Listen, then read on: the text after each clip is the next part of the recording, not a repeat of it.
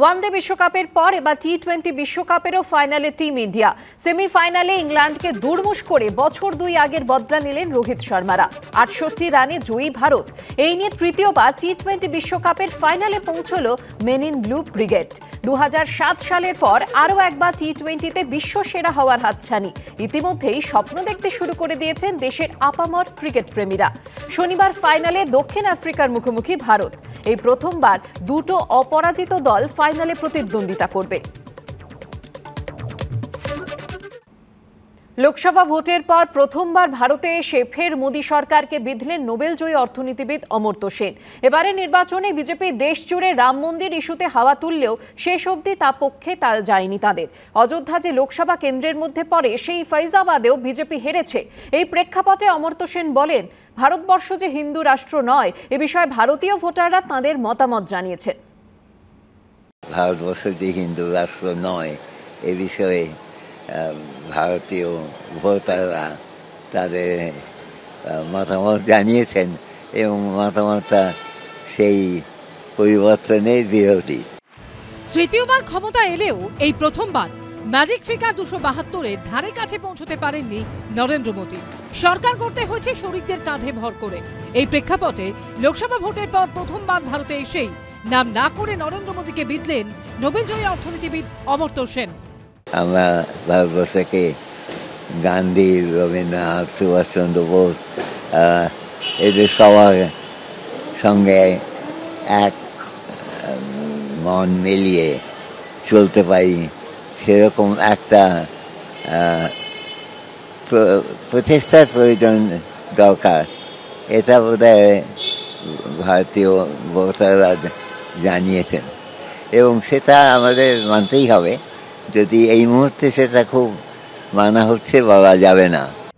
এবার লোকসভা ভোটের প্রচারে নরেন্দ্র মোদীর প্রধান অস্ত্র ছিল অযোধ্যার রাম মন্দির। ভোটের 4 মাস আগে জাঁকজমক করে মন্দিরের উদ্বোধন করেন তিনি। ভোটের প্রচারেও প্রায় প্রতিটি সভা থেকেই রাম মন্দিরের প্রসঙ্গ তোলেন নরেন্দ্র মোদী। যেহেতু মন্দিরে রামলালার প্রাণ প্রতিষ্ঠা করেছেন নরেন্দ্র মোদী, তাই তার অনুগামীদের একাংশ এই স্লোগানও তুলেছিলেন, জো রাম কো লায়ে হ্যায় হাম উনকো লায়েঙ্গে, যার মানে ছিল মোদী রামকে এনেছেন তাই মোদীকে জিতিয়ে আনা হবে। কিন্তু লোকসভা ভোটের ফলে দেখা যায় রাম মন্দিরকে রাজনৈতিক হাতিয়ার করার বিজেপির কৌশল সফল হয়নি। খোদ রাম জন্মভূমি অযোধ্যাতেই লোকসভা ভোটে হেরে যায় বিজেপি। গোটা উত্তরপ্রদেশে বিজেপির আসন সংখ্যা 62 থেকে কমে হয় 33। বারাণসী লোকসভা কেন্দ্রে নরেন্দ্র মোদীর জয়ের মার্জিন 4,79,505 থেকে কমে হয় মাত্র 1,52,513।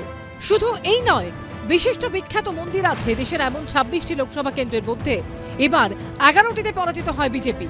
যা দেখে বিশেষজ্ঞদের একাংশ বলছেন, এবারের ভোটে ধর্মীয় মেরুকরণ নয়, দেশবাসী ভোট দিয়েছেন দারিদ্র্য, বেকারত্ব, মূল্যবৃদ্ধির মতো ইস্যুর কথা মাথায় রেখে। অমর্ত্য সেনের মুখেও শোনা গেছে এই কথা। যেখানে রাম মন্দির রয়েছে অযোধ্যায়, সেখানেই বিজেপি হেরেছে সেই কেন্দ্রে। যেখানে বিজেপি অনেক খরচ করে বড় মন্দির বানিয়েছে, তাতে দুটো দিকেই আছে। একটা হচ্ছে তার মধ্যে ভারতবর্ষকে একটা শুধু হিন্দু দিক দিয়ে দেখা, যেটা মহাত্মা গান্ধী, রবীন্দ্রনাথ ঠাকুর, সুভাষচন্দ্র বোসের দেশে হওয়ার কথা নয়। সেটা করার চেষ্টার মধ্যে যে একটা চিন্তাহীনতা আছে, যে ভারতবর্ষের প্রকৃত রূপটা অবহেলা করা আছে, সেগুলোর পরিবর্তন হওয়া দরকার। এবং তার সঙ্গেও এই মন্দির করতে গিয়ে বহু লোকে জমি টমিকে ছোট জমি প্লট থেকে নিয়ে তাদের মধ্যে যে একটা ভয়ের ভাব এনে দিয়েছে, সেটাতে তো এটাই প্রমাণ হলো যে ভারতবর্ষকে হিন্দু রাষ্ট্র করতে গিয়ে তারই একটা দিকে ধনীদের উপরে নির্ভর বেশি করা এবং গরিবদের অবহেলা করা, সেটা তো বহুদিন ধরেই চলছে এই সরকারে। এবং সেটা যে পরিবর্তন এখন হবে, এটা আমাদের আশা। উনি মমতা বন্দ্যোপাধ্যায়ের সুরে কথা বলছেন। পণ্ডিত মানুষ, অর্থনীতি নিয়ে চিন্তাভাবনা করলে ভালো হয়। তো তো প্রত্যেকেরই রাজনৈতিক মত প্রকাশের অধিকার আছে, আর হিন্দু রাষ্ট্রই ধর্মনিরপেক্ষ।